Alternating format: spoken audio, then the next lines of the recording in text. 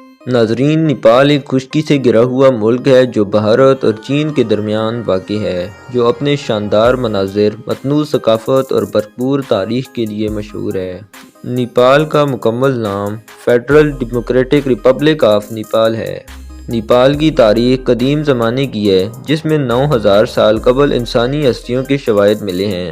یہ خطہ 18ویں صدی تک چھوٹی سلطنتوں میں تقسیم تھا، جب بادشاہ پرتھوی نارائن شاہ نے ان کو متحد کر کے جدید نیپال تشکیل دیا۔ نیپالی گورکھا سپاہی برطانوی اور ہندوستانی فوجوں سمیت مختلف فوجوں میں اپنی بہادری اور خدمات کے لیے دنیا بھر میں مشہور ہیں۔ دنیا کی بلند ترین چوٹی ماؤنٹ ایوریسٹ نیپال کے ہمالیہ میں واقع ہے۔ نیپال میں لومبینی بدھ مت کے بانی سدھارتھ گوتم کی جائے پیدائش ہے۔ سرسبز نشیبی میدانوں سے لے کر بلند ترین چوٹیوں تک، نیپال ایک چھوٹے سے علاقے میں ناقابل یقین جغرافیائی تنوع کا حامل ہے۔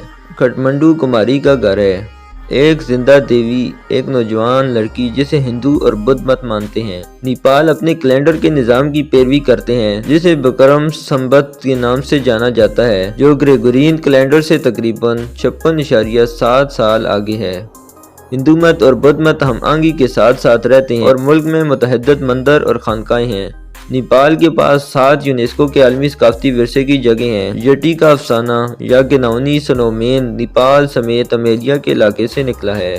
یہ ٹریکنگ کے لیے ایک ہاٹ سپاٹ ہے جو مہم جوؤں کو اناپورنا سرکٹ اور ایوریسٹ بیس کیمپ جیسے راستوں کی طرف راغب کرتا ہے۔ نیپال واحد ملک ہے جس کے جھنڈا غیر مستطیل ہے۔ اس کا جھنڈا 2 قلموں کا مجموع ہے جو ہمالیہ کی علامت ہے۔